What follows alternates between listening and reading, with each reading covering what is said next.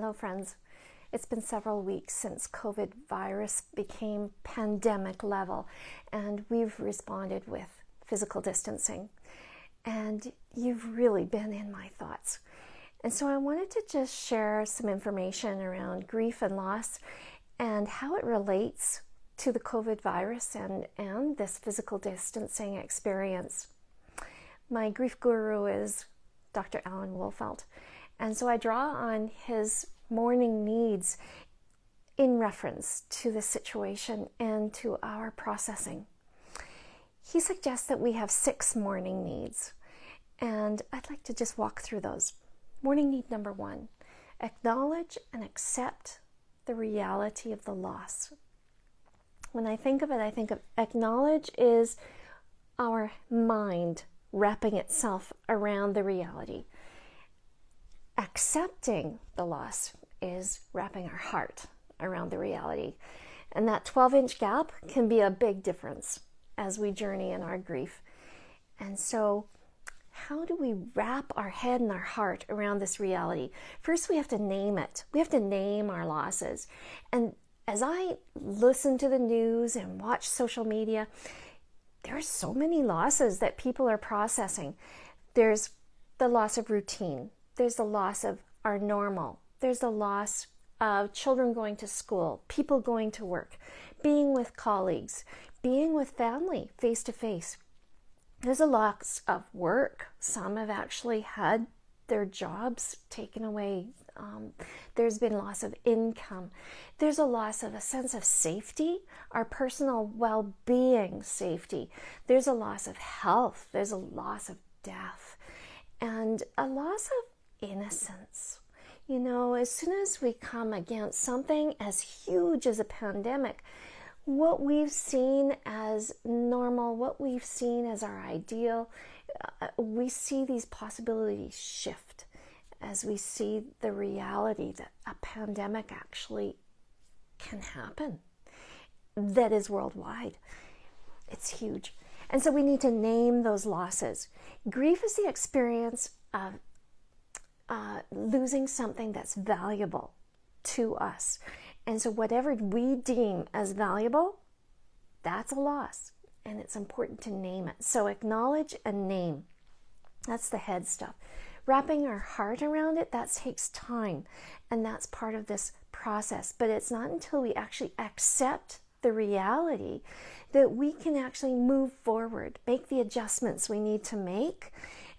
Otherwise, we're actually kind of pushing back against it. We're fighting, we're denying, we're avoiding, and none of those help us move forward. They keep us stuck. So how we move into that acceptance makes a big difference. Number 2, express the reality. Express our emotions around this reality. So what are ways that you can express your emotions? All of us are different on what works. Writing is one. Some people journal. Some people need to talk it out. Some people work it out. Some people, I've heard people that actually, they sanded out an old piece of furniture. And that sanding process helped them express out the emotions, and then they refinished it, and that refinishing was their way of moving forward. It was almost like a metaphor. So some people exorcise out those emotions. So find what works for you. Maybe it's creative, maybe it's music, whatever it is that's your process. Express, because we don't want to have those emotions locked into us, because they overwhelm us. They start to just sit heavy, and if we don't express, then we accumulate emotions, and that can get overwhelming. So we want to keep emptying and expressing those emotions in whatever way works for you. If it's safe, it doesn't hurt you or anybody else, express it. And all the while that we're doing that, we need to take care of ourselves physically, mentally, emotionally, spiritually, socially. Exercise, eat well, drink lots of good fluids, waters and teas, and That's physically, right? Exercise. We need to mentally take care of ourselves. That means filling your mind with positive information, being affirming of ourselves, being gentle and patient and kind in our self-talk, surrounding ourselves with people that communicate positively and have that hopeful attitude. So that's the mental expressing, the emotional. That's what we need to do. Move it off. Do the work of expressing.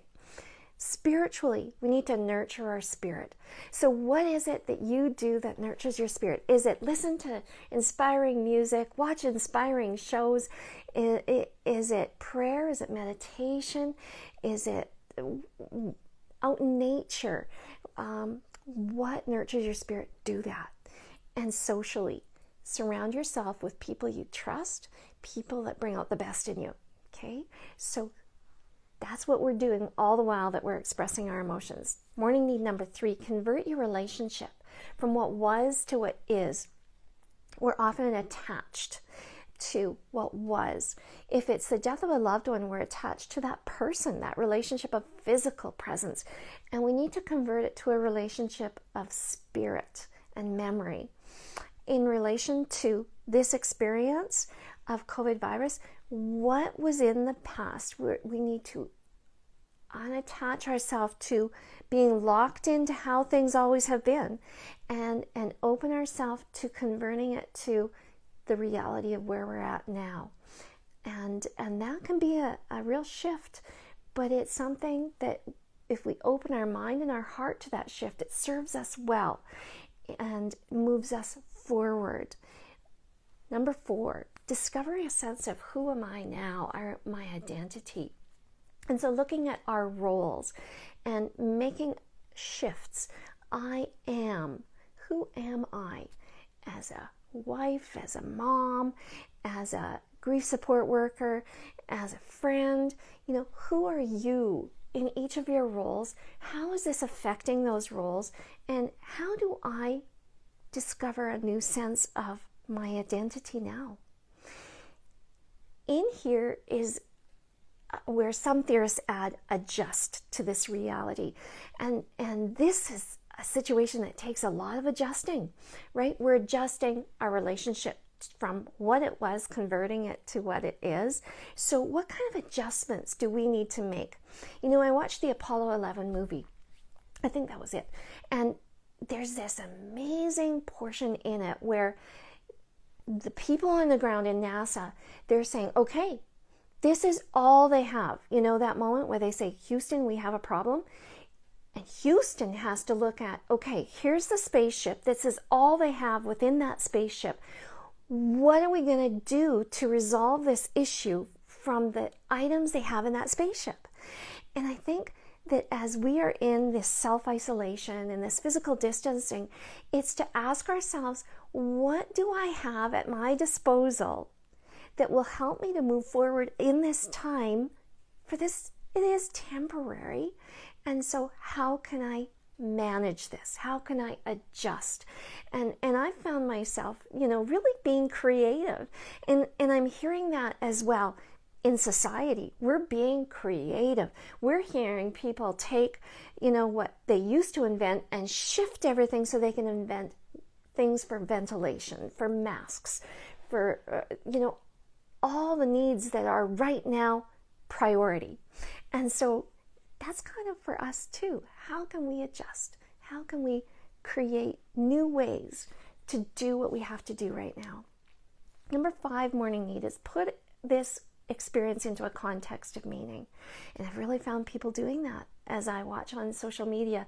I hear them drawing meaning out of this really, really hard situation. New meanings, new insights, new awarenesses. And when we take the narration of how hard this is and we add the meaning into it, all of a sudden it changes how we look at it.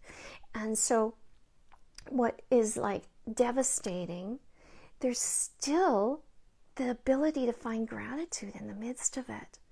I just find myself listing gratitudes constantly, and that just is a calming effect on my soul. And so I encourage you, Find the meaning, find meaningfulness in the midst of all this. And number 6, always have a supportive network that are people that bring out the best in you. We need safe and trusted others that we have in our circle. And so whether those are your personal friends, family, or are they professionals, I want to encourage you to reach out. And I really want to speak to those that home isn't that safe place. Then I really, really ask you to reach out.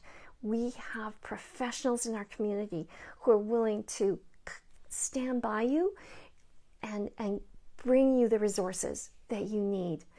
Friends, these are tough times. These are new, uncharted territories. And I just want to encourage you, and I want to send my love to you, and I ask you to be safe, be kind, be gentle to yourself, and know we're going to be okay. We're going to get through this, and we're going to be stronger than we ever were if we take and do the work. Thinking of you. Thanks.